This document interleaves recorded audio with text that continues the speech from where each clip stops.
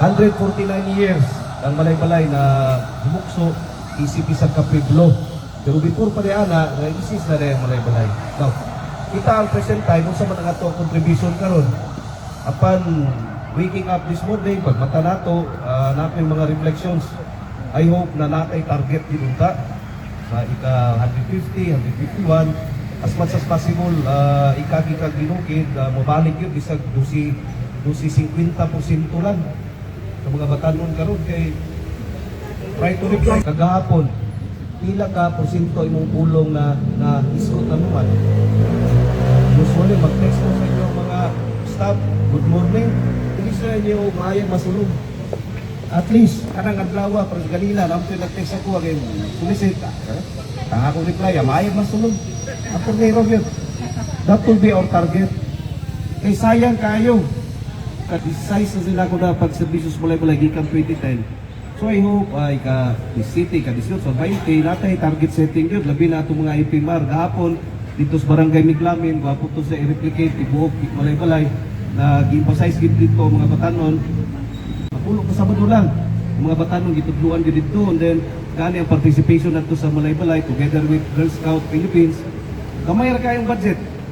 Yung nakita rin mo dito, mga 30 to kabata siguro, 30, 20. Maka-istorya yun sila, binukid balik. Dayon, ang uban yan to is up-blood na, 50 na lang, ang uban na to 25, ang uban 50 na lang yun. So, I hope, hindi ba? Labi na sa itong mga IPMR, kaya para dili na ito sayangon ang itong ritual diri sa after ugma. Wala lang. So, kinanglan, it is our mission, na diris malay-balay, mabati ginato, mapabalik ginato. Kay proud na ba kita? Proud kita na lumad pero usahay, dili consistent usahay. So I hope, isang ako gamit, kaya kong pasaynos mga katigulangan, kaya at suhay lang ikagi kong binukid. So kaya yun. So I hope, na bisang simple lang ako na conversation sa tuwang balay, o bisang sa suksina, mabutangan nato, masagulan nato, lamas sa binukid. Who knows, 10 years from now, 10 years from now, na imuan na taga-Cagayan, di makasabot sa itong pinulungan.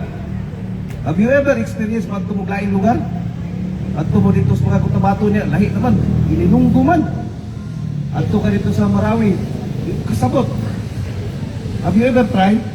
Experience mo na? May problema sa Manila, kaya pinagalog mo ta dito.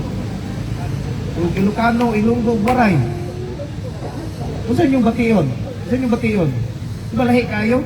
So I hope there is malay-balay sa 50 lang na porsyento. Usual conversation, simple, na mabalik. Isa ka challenge mula, di ang mag-codify. Ang revised penal code sa Pilipinas, balaod din na. Ang local government code, balaod din na. Kamin pagkita na ito ba? Unsa pa, balaod sa universal healthcare, balaod. Ang atong balaod, NCIP na balaod.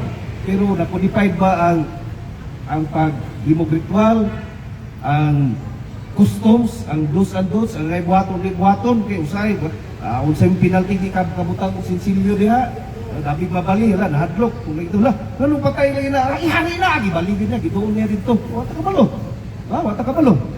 So I hope na muna atong salis karon sa 149 years na pagkahimugsok sa malay-balay.